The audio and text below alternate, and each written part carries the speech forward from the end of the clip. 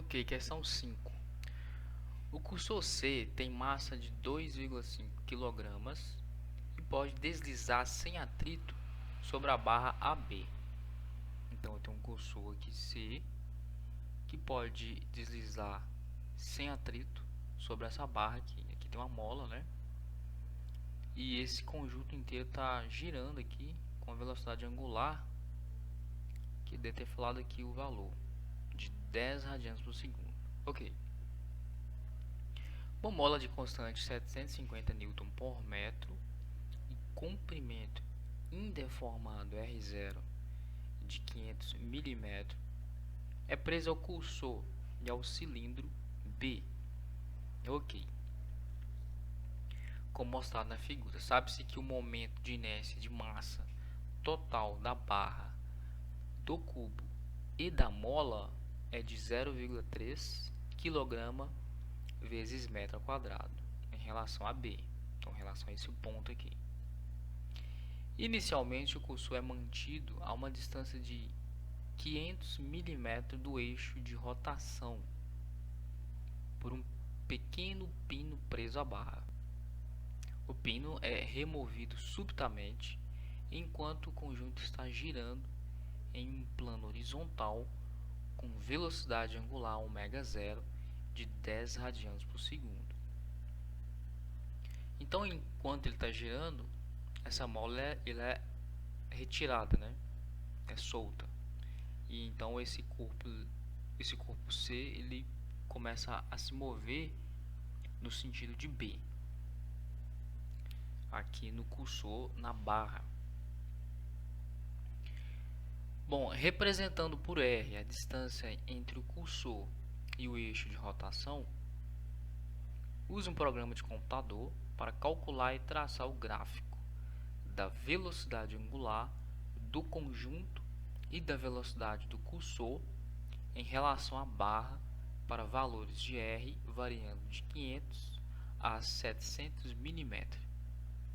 Determine o valor máximo de R no movimento subsequente. Bom, essa questão é um pouco diferente porque ela exige que se faça um programa para resolver ele. Bom, aqui eu tenho o R0, né? Que ele começa aqui e ele solta nessa mola e esse corpo ele se movimenta aqui no sentido de B. Bom, então o que a gente vai fazer? Vamos pegar aqui, para ficar mais simples, os dados que ele deu. Ele deu a massa de C, que é 2,5 kg. Ele deu a constante, que é 750 Nm por metro. Ele deu esse raio inicial, que é de 500 milímetros. Ele deu esse IB, que é 0,3 kg vezes metro quadrado. E além disso, ele deu o ω0, ou a velocidade angular inicial, que é 10 radianos por segundo. Bom, então o que eu vou fazer? Eu vou tentar observar esse sistema por cima. Então vou olhar aqui por cima aqui, tentar entender o que está acontecendo por aqui. Eu acho que fica melhor. Então, se eu desenhar aí essa figura, eu tenho aqui o ponto B, que está girando em torno dele. Aqui eu tenho uma velocidade angular, ok? E então eu posso escrever o seguinte, que aqui é o ponto A, e num estágio inicialmente, eu tenho aqui, nesse sentido, nessa direção, MCV inicial. Eu tenho aqui raio inicial R0 que está girando, e aqui eu tenho então meu IB ômega 0. Lembrando que é o ponto B, né? Então estou aqui no ponto B. Num estágio intermediário, vamos dizer assim, o que a gente tem? A gente tem praticamente a mesma situação, só que eu posso fazer o seguinte: eu posso falar que aqui eu estou no R agora intermediário, um R qualquer, que continua o ponto B. Aqui eu tenho o meu IB ômega. Aqui eu tenho um MC, velocidade transversal. Da mesma forma, eu tenho aqui, ó, um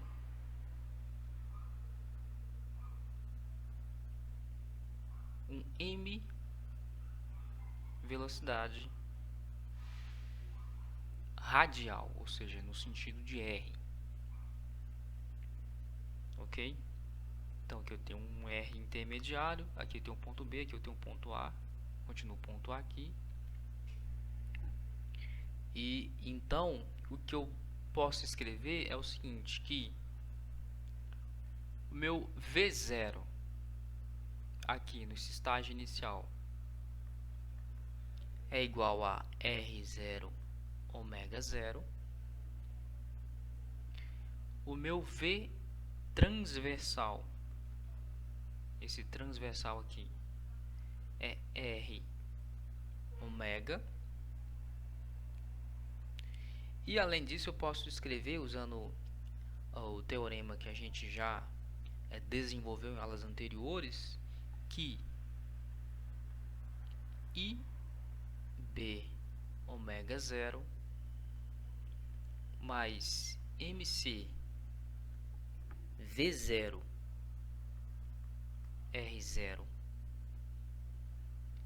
é igual a IB ômega mais MC VT, ou velocidade transversal, vezes R. Então, o que eu estou fazendo aqui? Eu estou calculando o meu momento, né? Então, aqui eu tenho meu binário IB ômega 0, que está aqui. Aqui, esse vetor que ele gera um momento, que é MC V0 vezes R0, que é igual a um estágio final, que é IB ômega, mais o momento desse vetor aqui, que é MC VTR. Esse vetor aqui não gera momento porque ele está exatamente em cima do eixo, então não gera momento, né? Então eu posso escrever isso aqui para ficar mais reduzido, mais enxuto: IB ômega 0 mais MC R0 quadrado ômega 0. Eu estou colocando aqui no lugar de V0 R0 ômega 0, que é igual a IB ômega mais MC R quadrado ômega. De novo eu estou colocando aqui, substituindo, né, VT por R ômega. Pois bem, então se eu isolar esse ômega aqui, que é a velocidade angular final, eu vou obter o seguinte, que deixa eu colocar de verde. Então ômega, ou velocidade angular final, é IB mais MC R0 quadrado dividido por IB mais MC R final ou intermediário quadrado que multiplica ômega zero. Essa aqui é a equação que nos fornece a velocidade angular no estágio intermediário, né? Essa aqui é a nossa primeira equação. Bom, utilizando aí a conservação de energia, eu posso escrever o seguinte: T1, ou energia cinética inicial, é igual a meio IB ômega zero quadrado mais meio M V0 quadrado. Isso é a energia cinética inicial. Isso já foi estudado e demonstrado em aulas anteriores. Isso é igual a meio IB mais M R0 quadrado ômega zero ao quadrado.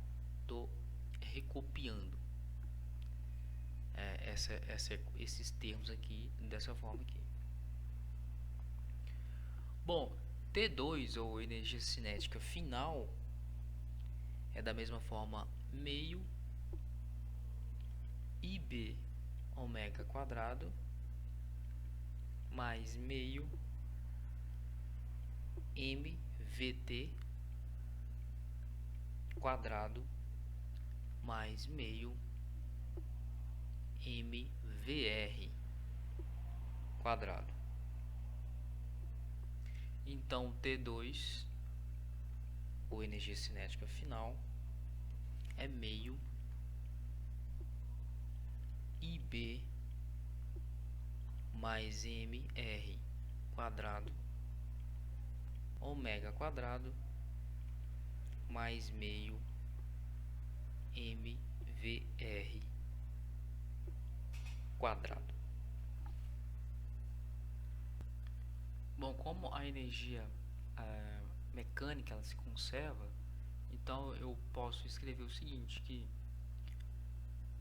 T1 mais V1 é igual a T2 mais V2.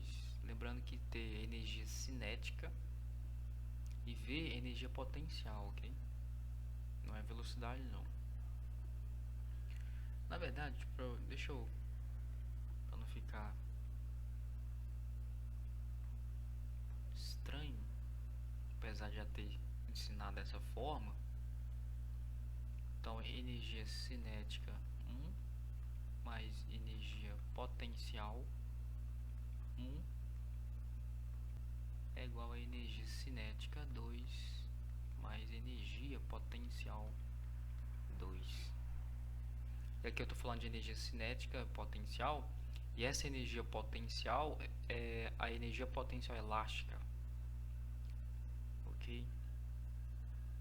Bom, se ele parte do repouso, então eu tenho uma potencial. Na verdade, ele não é que ele parte do. Para a energia potencial inicial ser nula, eu preciso ter que essa mola ela não esteja deformada, né? Porque a energia potencial está diretamente relacionada à deformação da mola. Então eu posso escrever o seguinte: a energia cinética inicial, que a gente já calculou aqui como T1, né? Eu mudei aqui agora, mas é T1, é calculado dessa forma aqui. A energia cinética 2 é calculado dessa maneira aqui, e a minha potencial é calculada da seguinte forma: a energia potencial nossa é meio K, que é a constante elástica, R menos R0 quadrado, ou seja, a deformação, né? Eu tenho uma deformação aqui ao quadrado. Isso aqui é energia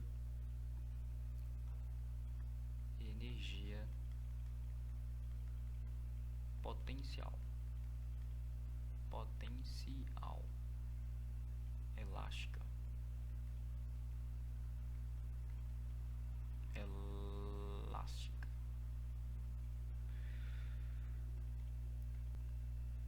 Bom, então vamos lá, vamos continuar usando essa equação aqui, usando a teoria da conservação de energia. Perfeito. Ixi, eu acho que tem que pegar mais folha. Acabou minha folha aqui. Rapidão eu volto. Beleza, peguei folha lá. Então eu vou continuar aqui, lembrando que a energia potencial elástica inicial ela é nula. Então eu vou copiar o seguinte: a minha cinética inicial é isso aqui. Então eu vou copiar isso. Então eu tenho meio que multiplica IB mais MR0 quadrado ômega 0 quadrado mais 0, que é a energia potencial elástica inicial. Isso aqui é nulo. É igual, então, a meio IB mais MR quadrado ômega quadrado mais meio MVR quadrado mais meio K que multiplica R menos R0 quadrado. Lembrando que isso aqui é minha energia potencial elástica final, ou no estágio posterior, né? Bom, o que eu vou fazer? Eu sei que tem meio, né? Eu estou vendo aqui que tem meio em todos os termos, então eu posso cortar esses meios aí. Deixa eu manter com o roxo mesmo. Eu posso cortar então esses meios para facilitar ou limpar a minha equação. E então eu posso, na verdade eu devo isolar o VR, que é a velocidade com que ele tá procurando, né? Então ele pede aqui a traçar o gráfico de velocidade angular do conjunto e da velocidade do cursor em relação à barra. Então tá aqui, ó, a velocidade do cursor em relação à barra, para valores de R variando de 500 a 700 milímetros. Então, o que eu procuro aqui é exatamente esse VR aqui, certo? Bom, aqui é manipulação matemática, né? Então eu vou deixar que vocês consigam, que vocês façam isso aí. Mas já fazendo aqui, e façam aí como exercício, a nossa manipulação matemática vai ficar da seguinte forma, que eu já fiz aqui, vai ficar assim, ó: IB mais MR0 quadrado que multiplica ômega 0 quadrado menos IB mais MR quadrado que multiplica ômega quadrado menos K que multiplica R menos R0, tudo isso ao quadrado, e tudo isso aqui vai multiplicar 1 por M, e tudo isso aqui vai a meio ou raiz, né? Isso aqui é o meu VR. façam aí em casa com calma, né? Isole esse VR e você vai encontrar essa equação aqui. Bom, todas essas variáveis aqui eu tenho. Na verdade, o que vai variar, né? Na verdade, são constantes. Na verdade, o que vai variar aqui é esse R, que é esse R intermediário, ou seja, esse VR aqui é uma função de R, certo? É uma função de R. Então ele varia com R. E além disso, o que varia também, a gente já encontrou, é essa primeira equação aqui, que é a velocidade angular, né? Que está aqui, ó. Ela está bem aqui. Então, eu tenho essa equação 1. Agora eu encontrei essa equação 2. Está aqui. E o que eu vou fazer então é jogar esses termos aqui, que são os termos de azul aqui, que eu vou grifar, são termos constantes, que é isso: massa constante, R constante, ômega 0 constante, IB constante, massa constante. Esse R não é constante, nem esse ômega. Esse K é constante, esse R0 é constante, a massa é constante. Então eu tenho aqui de vermelho as variáveis, esse R, esse ômega. De vermelho não ficou legal, né? Ficou meio, não combinou. Deixa eu pegar aqui